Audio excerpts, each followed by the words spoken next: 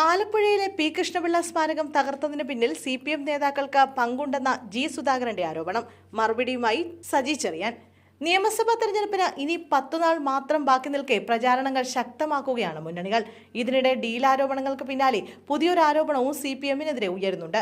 ആലപ്പുഴയിലെ പി കൃഷ്ണപിള്ള സ്മാരകം തകർത്ത സംഭവമാണ് ഇപ്പോൾ ചർച്ചയാവുന്ന മറ്റൊരു പ്രധാന വിഷയം. സ്മാരകം തകർത്തത് CPM അറിവോടെയാണെന്നാണ് ജി സുധാകരൻ ആരോപിച്ചത്. ഇതോടെ വിഷയം സജീവമായി ചർച്ച ചെയ്യുകയാണ് BJPയും കോൺഗ്രസും. സ്മാരകം തകർത്ത കേസ് സജി ചെറിയാന് വേണ്ടി രമേശ് ചെന്നിത്തല അട്ടിമറിച്ചുവെന്നാണ് ഹരിപ്പാട്ട് NDA സ്ഥാനാർത്ഥി സന്ദീപ് വചസ്പതി പ്രതികരിച്ചത്. എന്നാൽ രമേശ് ചെന്നിത്തല അങ്ങനെ ചെയ്യുന്ന ആളല്ല എന്നായിരുന്നു തിരുവഞ്ചൂരിന്റെ പ്രതികരണം. തനിക്ക് നേരെ ഉയർന്ന വിമർശനങ്ങൾക്ക് മറുപടിയുമായി എത്തിയിരിക്കുകയാണ് സജി ചെറിയാൻ.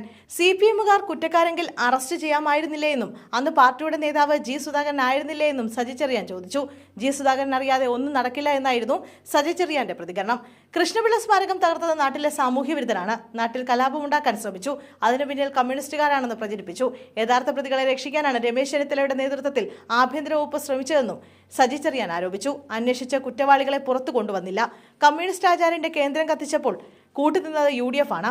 തിരുവഞ്ചൂർ രാധാകൃഷ്ണനും രമേശ് ചെന്നിത്തലയും അന്ന് അത് കണ്ടുപിടിക്കാതെ ഇന്ന് തെരഞ്ഞെടുപ്പ് കാലത്ത് ഞങ്ങളെ ആക്ഷേപിക്കുകയാണ്. കേസ് കോടതി തള്ളിക്കളഞ്ഞതാണ്.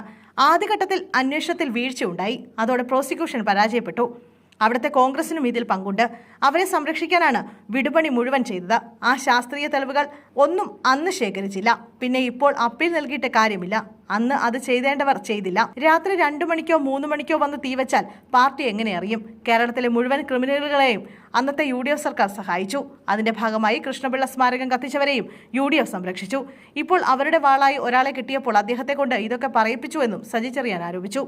LDF വിട്ട് UDFലെത്തിയ അമ്പലപ്പുഴയിലെ സ്ഥാനാർത്ഥി ജി സുധാകരനാണ് കൃഷ്ണപിള്ള സ്മാരകം തകർത്തതിന് പിന്നിൽ CPMന് പങ്കുണ്ടെന്ന ആരോപണം ആദ്യം ഉന്നയിച്ചത്. അന്ന് കഞ്ഞിക്കുഴി ഏരിയ കമ്മിറ്റി സെക്രട്ടറിയുടെ ചുമതലയിലുണ്ടായിരുന്ന സജി ചെറിയാനെയാണ് സുധാകരൻ ഉന്നമിക്കുന്നത്. ശരിയായ പ്രതികളല്ല നിയമത്തിന് മുന്നിൽ എത്തിയതെന്ന സുധാകരന്റെ പ്രസ്താവന ഏറ്റുപിടിക്കുകയാണ് കോൺഗ്രസും BJPയും.